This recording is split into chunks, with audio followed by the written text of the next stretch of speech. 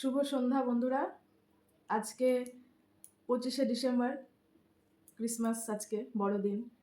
আর তার সঙ্গে আজকে আমাদের তুলসী পুজোও ছিল, মা তুলসীর পুজো ছিল আজকে, তুলসী পুজো দিবস।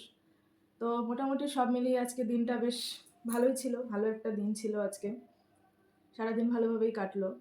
জানো তো, ছোটবেলা থেকে একটা অনেক বড় হয়ে যাওয়ার পরেও তারপরেও একটা চিন্তাভাবনা ছিল ক্রিসমাস নিয়ে, যে সান্তা ক্লজ হয়তো সত্যি আসে, গিফট দেয়। বারে বারে আকাশের দিকে তাকাতাম, অনেক বড় হয়ে গেছিলাম তারপরেও।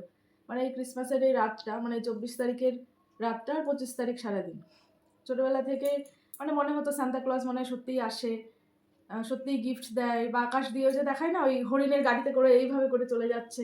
আমি অনেকবার অনেক বড় হওয়ার পরেও জানলা দিকে তাকাতাম আকাশের দিকে, যে কোনোদিন যদি দেখা যায় যে সান্তা ক্লজ ওই হরিণের গাড়ি করে ফুস করে বেরিয়ে যাচ্ছে, কি করে জানি না কেন, মানে এরকম মনে হতো। অ্যাকচুয়ালি আমি ছোটোবেলা কার্টুন খুব দেখতাম, ছোটোবেলা না, অনেক বড় হওয়ার পরেও আমি কার্টুন খুব পছন্দ করতাম। ইভেন এখনও আমি ফোনে বসে বসে বেশিরভাগ খাওয়ার সময় যখন আমি খাই, তখন আমি ওই যে গল্পগুলো দেখায়, যে গ্রামের গল্প, কার্টুনের মাধ্যমে যে গল্পগুলো দেখানো হয় না, একটা রাজা ছিল বা একটা রাজকুমারীর গল্প, বা এই গল্প সেই গল্প, জাদুই গাছ, জাদুই পাতা, জাদুই কলা গাছ, মানে এই ধরনের যে গল্পগুলো আমি এখনো পর্যন্ত ভাত খাওয়ার সময় দেখি। এই বুড়ো হয়ে যাচ্ছি তাও। তো কার্টুনটা আমার আগাগোড়ায় খুব পছন্দের জিনিস। আর Tom and Jerry, Chhota Bheem, ডরিমন, এগুলো তো এখনো বসে বসে দেখি, সুযোগ পেলে ভালো লাগে। তো এই কার্টুন দেখতে দেখতে মনে একটা ধারণা ছিল যে সান্তা ক্লজে হরিণের গাড়ি করে ফুস করে হয়তো চলে যায়, জানলা দিয়ে তাকাতাম। যাই হোক, এখন বড় হয়ে গেছি, বড় মানে এখন বুড়ো হয়ে যাচ্ছি। তো এখন জানি যে আমাদের জন্য সান্তা ক্লজ হয়তো সত্যি আসতো, গিফট দিত কি আমি জানি না, কিন্তু ওটা ভাবতে বেশ ভালো লাগে।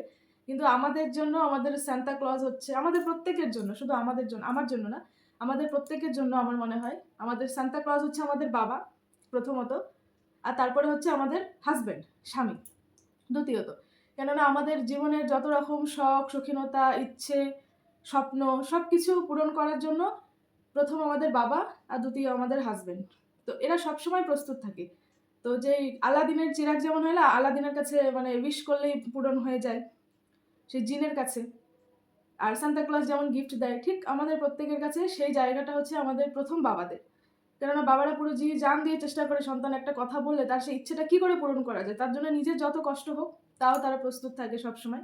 তো প্রথম সান্তা ক্লজ হচ্ছে আমাদের জীবনে আমাদের বাবা, আর দ্বিতীয় হচ্ছে আমাদের স্বামী, যার কাছে সব আবদার রাখা যায়, যে সব ইচ্ছে পুরো বাবার পরে সে দ্বিতীয় নম্বরে প্রত্যেকটা ইচ্ছে পূরণ করার জন্য, স্বপ্ন পূরণ করার জন্য সব সময় চেষ্টা করে।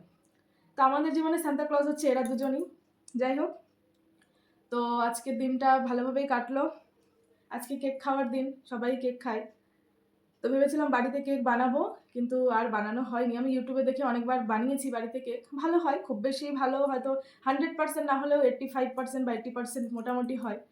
তো এবার আর কেক বানানো হয়নি। তো ওই কেক নিয়ে আসা হয়েছে বাজার থেকে কিনে। সন্ধ্যাবেলা হয়ে গেছে, কিছু টিফিন করতে হবে। তো আমি এখানে কলা, 1 গ্লাস দুধ আর কেক নিয়ে বসে পড়েছি। এবার এগুলো খাবো, খেয়ে টিফিন করব। তো আবার সবাইকে মেরি ক্রিসমাস আর শুভ তুলসী পুজো আমার তরফ থেকে। মা তুলসী সবার মঙ্গল করুক, সবাইকে ভালো রাখুক। তো তোমরা সবাই সন্ধ্যাবেলা টিফিন করে নাও, আমি এবার টিফিন করে নিই। সবাই ভালো থেকো, টাটা, বাই বাই।